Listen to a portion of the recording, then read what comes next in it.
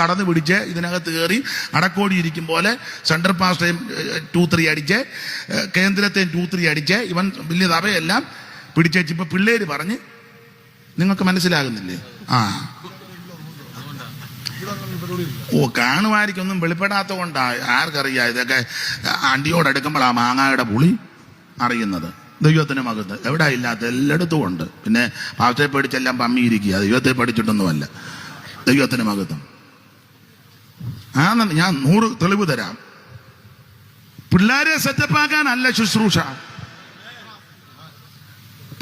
ഒരാൾ പറഞ്ഞ് പിള്ളേരൊരു കര പറ്റിയിട്ട് ഞാൻ ഇതെല്ലാം അങ്ങ് നിർത്തുമെന്ന്. അങ്ങനെയുള്ള ധാരാളം എണ്ണമുണ്ട്. സാർ ഇവരെ കണ്ടുകൊണ്ടൊരു പാട്ടെഴുതി, അത് പാടിയേക്കാം. വേല വേല എന്ന് ചൊല്ലി വേലിയില്ല സ്ഥലം പോലെ, വേല വേല എന്നു ചൊല്ലി വേലിയില്ല പോലെ, നാലുപാട് തുറന്നുള്ള ജാല സുവിശേഷകരെ, നാലുപാട് തുറന്നുള്ള ജാല സുവിശേഷകരെ കൊണ്ടുവാ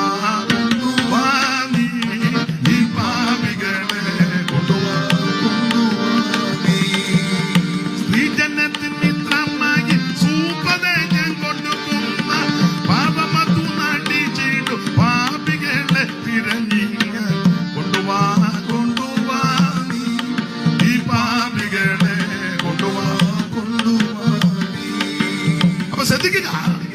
എന്നാൽ ഈ കുടുംബം, അദ്ദേഹം പ്രവാചകൻ, ഭാര്യ പ്രവാചകൻ, 2 പിള്ളേര് മാത്രമാണോ? യെശയ്യാ പ്രവാചകന്റെ വേറൊരു വിശേഷത ഇദ്ദേഹത്തിന്റെ ശുശ്രൂഷ. ഞാൻ എപ്പോഴും പറയും, ശുശ്രൂഷ വളരെ ബുദ്ധിമുട്ട് പിടിച്ച കാലത്താ. ദൈവദാസനെ 1-ാം അധ്യായം 1-ാം വാക്യം വായിച്ച് ആരുടെ കാലത്ത്? ആമോസിന്റെ മകനായ യെശയ്യാവ്, യഹൂദ രാജാക്കന്മാരായ ഉസിയാവ്, യോഥാം, ആഹാസ്, യെഹെസ്കേല് എന്നിവരുടെ കാലത്ത്, ഇവരുടെ കാലത്ത് ശുശ്രൂഷ ഏതാണ്ട് 50 കൊല്ലം പുള്ളി പ്രവചന ശുശ്രൂഷ നടത്തി. 50 കൊല്ലം. അത് ചെറിയ കാര്യമാണോ? നമ്മുടെ ഇടയിൽ ചിലർ 2-3 കൊല്ലം ഒരു ഇളക്കവും വെപ്രാളം കഴിഞ്ഞ് വെച്ച് പിന്നിപ്പ ഇല്ല. ഒരു പൂതിയിളക്കം. 50 കൊല്ലം ശുശ്രൂഷ ചെയ്തു. ഈ 50 കൊല്ലത്തിനിടയ്ക്ക് കരുത്തന്മാരായ 4 രാജാക്കന്മാരാ ഭരിച്ചത്, അല്ലേ? ഉസിയാവ്, യോഥാം, ആഹാസ്, യെഹെസ്കേല്. 4 എണ്ണം. 4 നല്ല പറ്റിയ പുള്ളിക്കാരാ. അവരുടെ കാലത്താ ശുശ്രൂഷിച്ചേ. ചില പാസ്റ്റേഴ്സിനോടും ദൈവദാസന്മാരോടൊക്കെ ചില ചോദിക്കും, എവിടൊക്കെ ഇരുന്നിട്ടുണ്ട്? ചില ഇന്നടത്തിന്, അയ്യോ അവിടെ ഇരുന്നതാണോ? അവിടെ ഇരുന്നതാ. അവിടെ അല്ലയോ മറ്റേ ഇന്ന പുള്ളി? പുള്ളി അവിടുത്തെ എങ്ങനെ ഇരുന്നു? ചില പറയും ദൈവം ഇരുത്തി. അപ്പൊ ഈ പ്രഗത്ഭരായ 4 പേരുടെ കാലത്താ യെശയ്യാവ് പ്രവചിക്കുന്നത്. വലിയ ബുദ്ധിമുട്ടാ. ആരാ? ഉസിയാവ്, യോഥാം, ആഹാസ്, ഹിസ്കീയാവ്. 4 എണ്ണവും നല്ല ഏറ്റ പുള്ളിക്കാരാ. 1-2 കാര്യം പറഞ്ഞേക്കാം, അത് നല്ലതാ. ഉസിയാവ് പള്ളിക്കകത്ത് കിടന്ന് വഴക്കുണ്ടാക്കിയവന്. 26-ാം അധ്യായത്തിന്റെ 16 വായിക്കണം, പിന്നെ 19. ദിനവൃത്താന്തങ്ങളുടെ 2-ാം പുസ്തകം 26-ന്റെ 16 ആദ്യം വായിക്കണം, അത് കഴിഞ്ഞ് 19 വായിക്കണം. എന്നാൽ അവൻ ബലവാനായപ്പോൾ അവന്റെ ഹൃദയം അവന്റെ നാശത്തിനായി നിഗളിച്ചു. ഇച്ചിരി 10 പുത്തനും ചുറ്റുപാടും വരുമ്പോഴാണല്ലോ നിഗളം. സ്ഥാനം കിട്ടുമ്പോ, ഇച്ചിരി കാശ് കിട്ടുമ്പം, പഴയ പരുവക്കേട് മാറ്റുമ്പം, ആ കാക്കക്കേടെല്ലാം മാറുമ്പം പലതിനും. പണ്ട് മുട്ടയിരുന്ന് ആരാധിച്ച് അവറാച്ചൻ ഇപ്പൊ പിള്ളേര് അമേരിക്കയിലും ഗൾഫിലും പേർഷ്യയിലും ഒക്കെ പോയി 10 പുത്തനായി, വീടായി, ഒരു വണ്ടിയായി. ഇപ്പൊ അവറാച്ചൻ ആരാധന. അവറാച്ചൻ ഇങ്ങനെ ടാറ്റ അടിച്ചിരിക്കുക ഇടയ്ക്കിടയ്ക്ക്. ഇത് കിട്ടിക്കഴിയുമ്പം ചിലർക്ക്, എല്ലാവരും അല്ലല്ലോ മിക്കവരും. പണ്ട് യോഗത്തിന് വന്നാൽ അറിയാം, ഇപ്പം വരുന്നതും പോകുന്നതും ആരും ഒന്നും അറിയുന്നില്ല. അതാ ഇച്ചിരി കിട്ടിക്കഴിയും ബലവാനായപ്പം ഹൃദയം നിഗളിച്ചു. പിന്നെ അവൻ തന്റെ ദൈവമായ യഹോവയോട് കുറ്റം ചെയ്ത് എല്ലാം എതിരിക്കുന്നില്ല.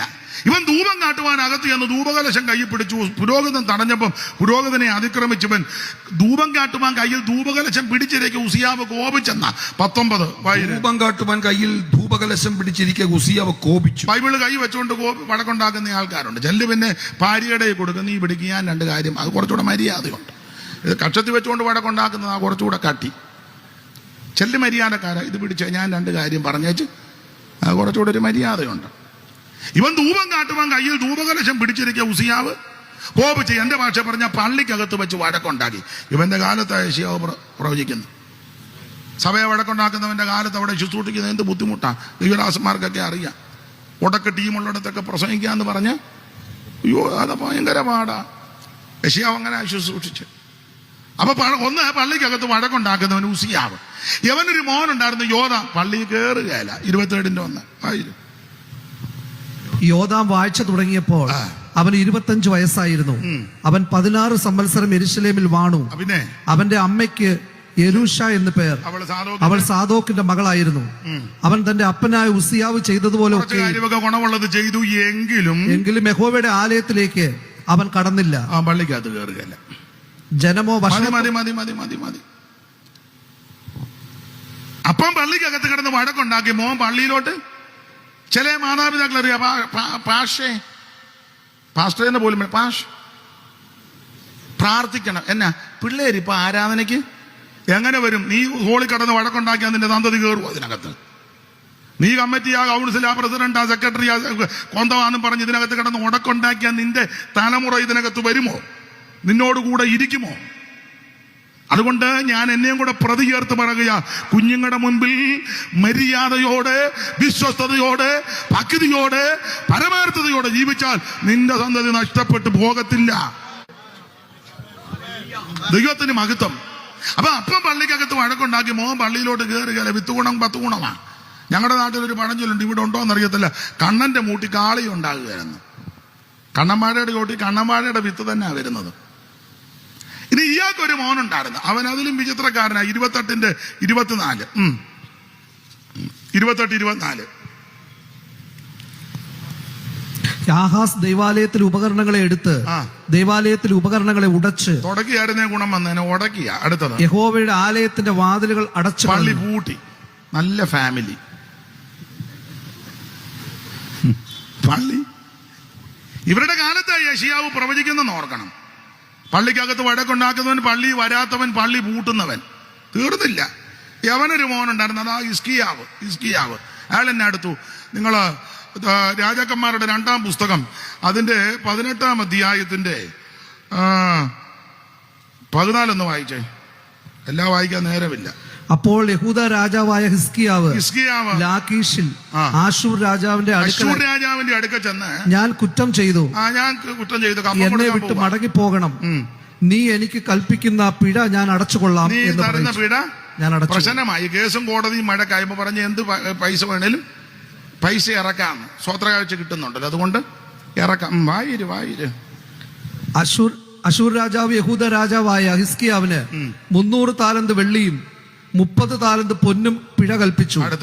ഹിസ്കിയാവ് യഹോവയുടെ ആലയത്തിലും രാജധാനിയിലെ ഭണ്ഡാരത്തിലും കുടുംബസ്വത്തൊന്നുമല്ല, ദൈവാലയത്തിൽ എടുത്തു കൊടുക്കുക. സ്തോത്രകാഴ്ചയൊക്കെ എടുക്കുമ്പം ഞാൻ എന്നെയും പ്രതിയാക്കി പറയുക. ലോക്കൽ കൺവെൻഷൻ ആണെങ്കിലും, ഡിസ്ട്രിക്ട് ആണെങ്കിലും, സെന്റർ ആണെങ്കിലും, മേഖലയാണെങ്കിലും, ജനറൽ ആണെങ്കിലും റോഡ് പണിക്ക് പോകുന്നവൻ ഇതിനകത്ത് ഇടുന്നുണ്ട്. കിട്ടുന്നതിന്റെ അടുക്കളയിൽ പാത്രം കഴുകാൻ പോകുന്ന മാന്യ സഹോദരിമാര് അതിൽ നിന്ന് കിട്ടുന്നത്. ഏത് ജോലിക്കും അതിന്റെ മാന്യതയുണ്ട്. വണ്ടിപ്പണിയും വഴിപ്പണിയും ഒക്കെ ആയിരിക്കും. ചില ബിസിനസ് എന്തുവാകട്ടെ, ലഭിക്കുന്നതിന്റെ നന്മയാ. അതാ കൊണ്ടിടുന്നത്. അതാ ഈ ദൈവാലയത്തിൽ വരുന്നത്. അതെടുത്താന്നോ അശൂർ രാജാവിന് കൊടുക്കുന്നത്. വക്കീല് കുഞ്ഞുഞ്ഞിനും മജിസ്ട്രേറ്റ് അവർക്കും എല്ലാം കൊണ്ട് കൊടുക്കുക. ഗുണ്ടകൾക്കും 10 ഗുണ്ട സ്റ്റേജിന്റെ പുറകില്, 14 ഗുണ്ട മെയിൻ ഗേറ്റിന്റെ അവിടെ. മനസ്സിലാക്കാൻ കഴിയാന്നോ എന്നെ പൊട്ടം കളിപ്പിക്കുകയാന്ന്. സ്റ്റേജിലൊക്കെ മിക്കടത്തും കസേര പേരെഴുതിയിട്ടിരിക്കുക.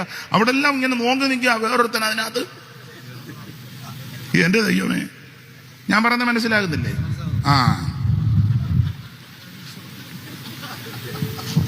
ദൈവത്തിന് മഹത്വം.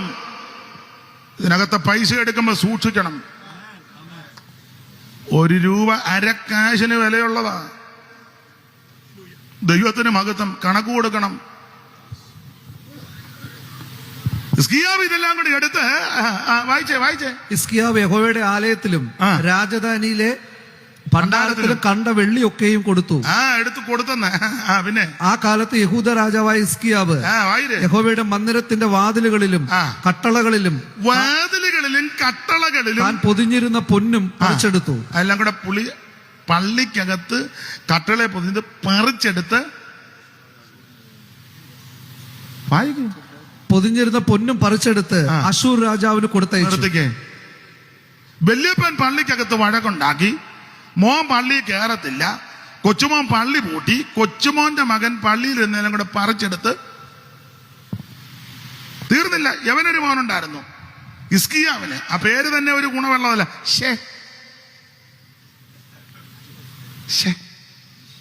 മനേഷേ പേര് കേൾക്കുമ്പോ അറിയാം ആള്. 21 വായിച്ച 21-1 ഇപ്പൊ തന്നെ വായിച്ച അധ്യായത്തിന്റെ വായിച്ച പുസ്തകം മനേഷേ. ഒത്തിരി വായിച്ച തുടങ്ങിയപ്പോൾ അവന് 12 വയസ്സായിരുന്നു. എന്തിനാ ഒത്തിരി പ്രായം? ഇത് 12 തന്നെ അധികമാ. ചില ഈ കൊച്ചുങ്ങളൊക്കെ ചിമിഴ് പോലെ എന്നാ ബുദ്ധിയാന്നറിയാം ഇതിനൊക്കെ. നമ്മളോർക്കും കുഞ്ഞാണ്, അവൻ കുഞ്ഞാ. പക്ഷെ ഇതുപോലെ പിന്നെ മനേഷേ അവൻ ചെയ്തത് തന്നെ. അവൻ ചെയ്തത് 7-ാം വാക്യം വായിര്. ഈ ആലയത്തിലും ഇസ്രായേലിന്റെ സകല ഗോത്രങ്ങളിൽ നിന്നും ഞാൻ തെരഞ്ഞെടുത്തിരിക്കുന്ന യെരൂശലേമിലും ഞാൻ എന്റെ നാമം എന്നേക്കും സ്ഥാപിക്കും എന്ന് യഹോവ ദാവീദിനോടും അവന്റെ മകനായ ശലോമോനോടും അരുളി ചെയ്ത ആലയത്തിൽ, അരുളി ചെയ്ത ദൈവാലയത്തിൽ താൻ ഉണ്ടാക്കിയ അശേര പ്രതിഷ്ഠ അവൻ പ്രതിഷ്ഠിച്ചു. അങ്ങനുണ്ട്. മനേഷെ ഇവനുണ്ടാക്കിയ അശേര പ്രതിഷ്ഠകളെ പള്ളിക്കകത്ത് കൊണ്ടുവന്ന് പ്രതിഷ്ഠിച്ചു. ഞാനിപ്പോ 5 തലമുറയുടെ കാര്യമാ പറഞ്ഞേ. 5 തലമുറ. പെന്തിക്കോസ് ചിലരൊക്കെ വലിയ ഗീർവാണം അടിക്കും, ഞങ്ങൾ 5-ാം തലമുറയാണ്, ഗ്ലോറി. പിന്നെ നല്ല തലമുറയുണ്ട്, അവരെ അഭിനന്ദിക്കുന്നു. വലിയ വീരസ്യമാ പറയുന്നത്, ഞങ്ങൾ ഇവിടുത്തെ ഇപ്പോഴത്തെ 5-ാം തലമുറ. 5 തലമുറ. 1-ാം തലമുറ പള്ളിക്കകത്ത് വഴക്കുണ്ടാക്കി. 2-ാം തലമുറ പള്ളി കയറുകയല്ല. 3-ാം തലമുറ പള്ളി പൂട്ടി. 4-ാം തലമുറ പള്ളികളെല്ലാം കൂടെ പറിച്ച് ശത്രുവിന് കൊടുത്തു. 5-ാം തലമുറ പള്ളിക്കകത്ത് കൊണ്ട് ആശേരയും സ്ഥാപിച്ചു. 5-ാം തലമുറ വന്നപ്പം പിതാക്കന്മാരും വചനമൊക്കെ ഉപേക്ഷിച്ചത് പള്ളിക്കകത്ത് കൊണ്ട് ഇപ്പൊ സ്ഥാപിച്ചുകൊണ്ടിരിക്കുക. മിണ്ടാൻ പറ്റുമോ? എതിർക്കാൻ പറ്റുമോ?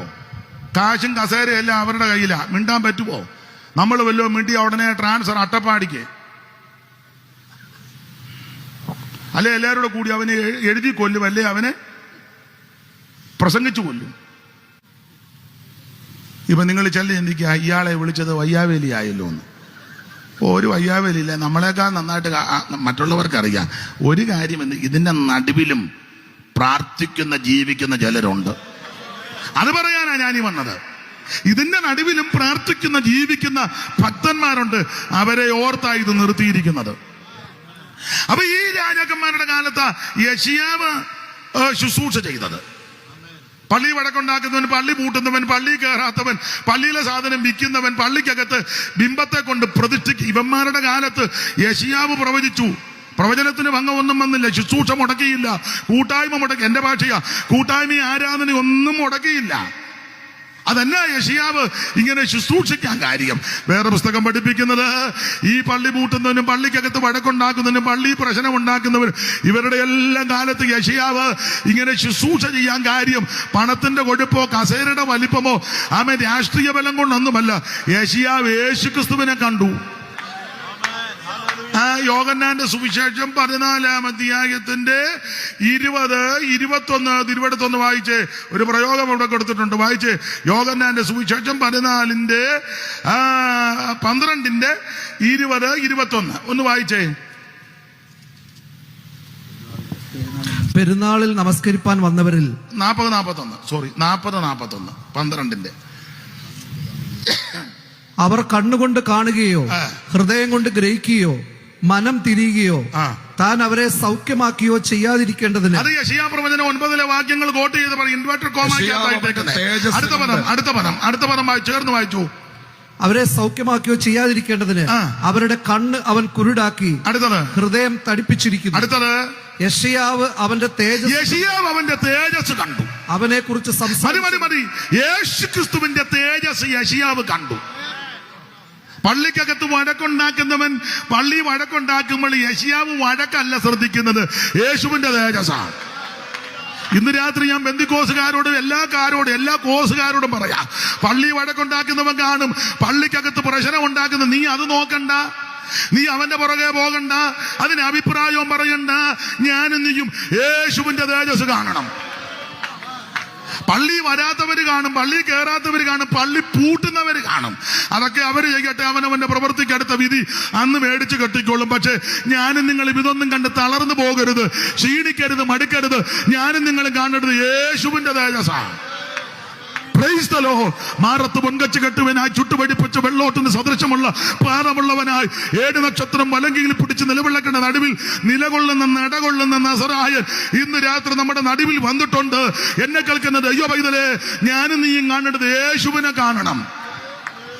Praise the Lord. കർത്താവിന്റെ തേജസ്സാ കാണണ്ടേ, ദൈവത്തിന് മഹത്വം.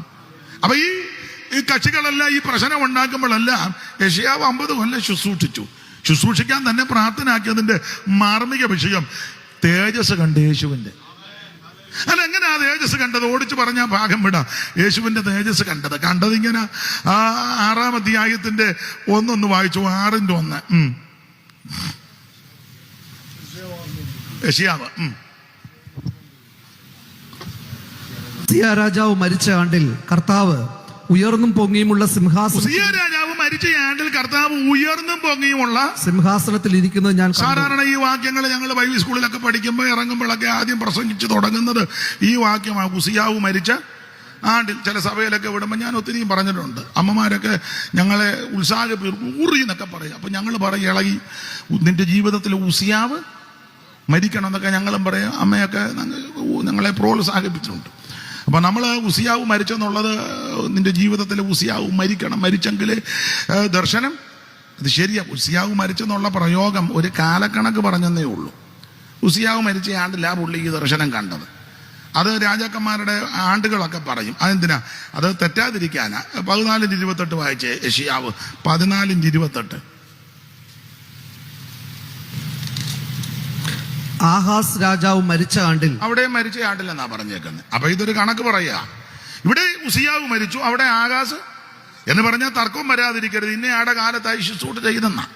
അപ്പൊ എന്തായാലും ഇനി മറുവശം, ഉസിയാവ് മരിച്ച ആണ്ടിൽ കർത്താവ് ഉയർന്നും പൊങ്ങിയുമുള്ള സിംഹാസനത്തിരിക്കുന്നത് യെശയ്യാവ് കണ്ടു. യോഹന്നാന്റെ സുവിശേഷത്തിൽ അവിടുത്തെ തേജസ് കണ്ടെന്ന. എന്ന് പറഞ്ഞാൽ ഇവര് ഫസ്കസിനുമൊക്കെയാ ബന്ധുക്കാരാ. യെശയ്യാവും ഉസിയാവും ഇവരെല്ലാം രാജകുടുംബത്തിൽപ്പെട്ടവരാ, റോയൽ ഫാമിലിയാ. അപ്പോൾ ഇവര് ബന്ധുക്കളുമാണ്. അപ്പൊ അതുകൊണ്ട് ഉസിയാവ് മരിച്ചപ്പോ യെശയ്യാവിന് ഹൃദയവേദന വന്നെന്ന. ആള് ചില വഴക്കും പുക്കാറും ഒക്കെ ഉണ്ടെങ്കിലും ചില കാര്യമൊക്കെ ഗുണമുള്ള കാര്യമൊക്കെ ചെയ്യുന്നുണ്ട്.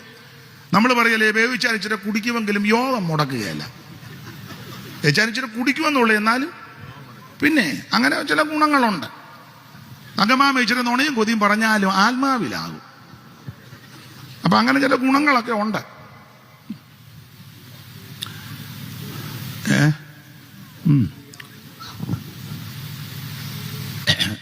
ചില മാസ്റ്റർമാരെ പറ്റി പറയും, നല്ല പ്രസംഗമാണ്, പക്ഷെ പുള്ളി വേറെ ആരും പ്രസംഗിച്ചാൽ പ്രതികരിക്കുകയല്ല, അല്ലെങ്കിൽ വാർത്താൻ കളിച്ചിരിക്കും. ആ കാര്യത്തിൽ ഞാൻ ജോൺസൺ പാസ്റ്ററെ ബഹുമാനിക്കുക. ഞാൻ ചിലപ്പോൾ ലൈവൊക്കെ കാണും. ദൈവദാസന്മാർ അങ്ങനെ വേണം. ചിലക്കൊണ്ട് മറ്റൊരാൾ പ്രസംഗിക്കുമ്പോൾ പ്രതികരിക്കുകയല്ല. ഇവരെടുക്കും എല്ലാവരും ഇങ്ങനെ 66 കവിയെ പിടിച്ച പോലെ ഇരിക്കണം. അങ്ങനെയുള്ളവർ പ്രസംഗിച്ച് അനങ്ങരുത്. അനങ്ങരുത്. നിങ്ങൾ വാക്യവും വായിച്ചു കൊടുക്കരുത്. അവൻ തന്നെ വാക്യം വായിക്കണം, തന്നെ കിടന്ന് അലറണം. മറ്റൊരാൾ പ്രസംഗിക്കുമ്പോൾ ഇവൻ അനങ്ങത്തില്ല. ഞാൻ ഞങ്ങളുടെ സഭയിൽ പാസ്റ്ററെ പോലെ ഞാനും അത്ര നോക്കുമെന്ന് എനിക്ക് തോന്നുന്നില്ല. ഇവിടെ ഞങ്ങളുടെ സഭയിൽ ആര് വന്ന് പ്രസംഗിച്ചാലും ഞാനും ചൂപ്പാസൊക്കെ വാക്യം വായിച്ചു കൊടുക്കും, സ്തോത്രവും പറയും. അവരെ ഉത്സാഹിപ്പിക്കും. അത് അങ്ങനെ വേണം. ഇത് ഞാൻ central pastor, council member, secretary, committee, അതിന്റെ ഉന്തം. എനിക്കതിനോട് യോജിപ്പില്ല. ഒരു കുഞ്ഞാന്നിൽ വെടിനേറ്റ് സ്തോത്രം അവൻ പറയുന്നത് ദൈവത്തിന്റെ വചനമല്ലേ, അല്ല അവന്റെ വചനമല്ലല്ലോ. ഹോബയുടെ വചനമല്ലേ പറയുന്നേ. ദൈവത്തിന് മഹത്വം. അപ്പൊ ഈ ഉസിയാവ് വഴക്കാളിയാണെങ്കിലും കുറെ ഗുണമൊക്കെ ഉണ്ട്. അതിലൊരു ഗുണം, ഒത്തിരി ഉണ്ട്. ഒരു ഗുണം, ഇയാള് വലിയ കൃഷിപ്രിയനായിരുന്നു. ഉസിയാവേ വലിയ കൃഷിപ്രിയനാ. ജലസേചന പദ്ധതിയൊക്കെ പുള്ളിയുടെ കാലത്ത് നല്ല രീതിയിലാണ് പോയത്. അഗ്രികൾച്ചർ ഡിപ്പാർട്ട്മെന്റ് ജലസേചന പദ്ധതി. ആ വാക്യം ശിവപാസ് കണ്ടോ? ഒന്ന് വായിച്ചേ, ഒന്ന് വായിച്ചേ. അവിടെ ഉണ്ടല്ലോ, കൃഷിപ്രിയനായിരുന്നെന്നാ വാക്യം. ഞാൻ റെഫറൻസ് അങ്ങ് മറന്നുപോയി. നിങ്ങൾ കണ്ടവരൊന്ന് വായിച്ചു. അവൻ കൃഷിപ്രിയനായിരുന്നു. അങ്ങനെ അവന് ഞാൻ റെഫറൻസ് അങ്ങ് മറന്നുപോയി, നിങ്ങൾ എടുത്തവരൊന്ന് വായിച്ചു. അവന് താഴ്വീതിയിലും സമഭൂമിയിലും വളരെ കന്നുകാലികൾ ഉണ്ടായിരുന്നത് കൊണ്ട്, ഇവന് താഴ്വീതിയിലും സമഭൂമിയിലും ഒത്തിരി കന്നുകാലികൾ ഉണ്ടായിരുന്നത് കൊണ്ട് അവൻ മരുഭൂമിയിൽ ഗോപുരങ്ങൾ പണിതു. അടുത്തത്, അനേകം കിണറുകളും കുഴിച്ചു. ജലസേചന പദ്ധതിക്കൊക്കെ പുള്ളി വലിയ താല്പര്യക്കാരനാ. പിന്നെ അവൻ കൃഷിപ്രിയനായിരുന്നതിനാൽ, കൃഷിപ്രിയനായിരുന്നു. മതി. അപ്പോൾ ഈ ഉസിയാവ് കൃഷിപ്രിയനും ജലസേചന പദ്ധതി കൊണ്ടുവന്നവനും പിന്നെ ഫാമും ഒക്കെ പുള്ളിക്ക് വലിയ ഇഷ്ടമാണ്. അങ്ങനെ ഇരിക്കുമ്പോഴാണ് അതുകൊണ്ട് തന്നെ രാജ്യത്തിന് നല്ല പുരോഗതിയാ. ഏതാ അഗ്രികൾച്ചർ ഡിപ്പാർട്ട്മെന്റ്, അഗ്രികൾച്ചർ ഉള്ളത് കൊണ്ടല്ലേ കൾച്ചർ നന്നാകുന്നേ. അഗ്രികൾച്ചറിൽ നിന്നാ കൾച്ചർ. അഗ്രികൾച്ചർ മോശമായപ്പോഴേ കൾച്ചർ, ഇപ്പൊ കൾച്ചർ ഇല്ലല്ലോ. ഞാൻ ഭാഗത്തേക്കൊന്നും പോകുന്നില്ല. അപ്പൊ ഇദ്ദേഹത്തിന്റെ കാലത്ത് നല്ല കൾച്ചറാ, കൃഷിപ്രിയനാ, രാജ്യത്തിന് വളരെ പുരോഗതിയാ. അങ്ങനെ ഇരിക്കുമ്പോൾ ആ ഉസിയാവ് മരിച്ചപ്പോ യെശയ്യാവിന് വലിയ മനോദുഃഖം. ദൈവമേ, ഇനി രാജ്യത്തിന്റെ ഭാവി എങ്ങനാ? ഇവരെല്ലാം രാജകുടുംബക്കാരുമല്ലേ. ഇനി കൃഷിയുടെ കാര്യം, ജലസേചന പദ്ധതി, ആ മൃഗങ്ങളുടെ സംരക്ഷണം, ഇത് ആരാ, എന്തുവാ, എങ്ങനാ? ആ സിംഹാസനത്തിൽ നോക്കിയപ്പോ ഇനി ആരാ ഇവിടെ വന്നിരിക്കുന്നത്, ഇരുന്നാ ശരിയാകുമോ, എങ്ങനാ? ഇങ്ങനെയൊക്കെ ചിന്താഭാരം വന്നപ്പോൾ കർത്താവ് ഉയർന്നും പൊങ്ങിയും സിംഹാസനത്തിലിരുന്നു. മനസ്സിലാകുന്ന ഭാഷ പറഞ്ഞ യെശയ്യാവിനോട് മൗനമായ ഭാഷ പറയാ, യെശയ്യാവേ, ഉസിയാവിന്റെ സിംഹാസനത്തിൽ ആളില്ലെന്നോർത്ത് നീ ഭാരപ്പെടണ്ട, ഉയർന്നും പൊങ്ങിയും ഒരു സിംഹാസനത്തിൽ ഞാൻ ഇരിപ്പുണ്ട്. ഇന്ന് രാത്രി എനിക്ക് ആരുമില്ല, ഞാൻ ഇനി എങ്ങനെ ജീവിക്കും, എൻ്റെ കുഞ്ഞുങ്ങളുടെ കാര്യം എങ്ങനെ, കുടുംബത്തിന്റെ കാര്യം എങ്ങനെയാന്നോർത്ത് ആരേലും നിരാശയോടെ ഭാരത്തോടെ ഈ പന്തലിൽ ഇരിക്കുന്നുണ്ടെങ്കിൽ നിന്നോടും കൂടെ ദൂത് പറയുകയാ, ഉയർന്നും പൊങ്ങിയും ഒരു സിംഹാസനത്തിൽ നമുക്ക് വേണ്ടി ഒരുവൻ ഇരിക്കുന്നുണ്ട്.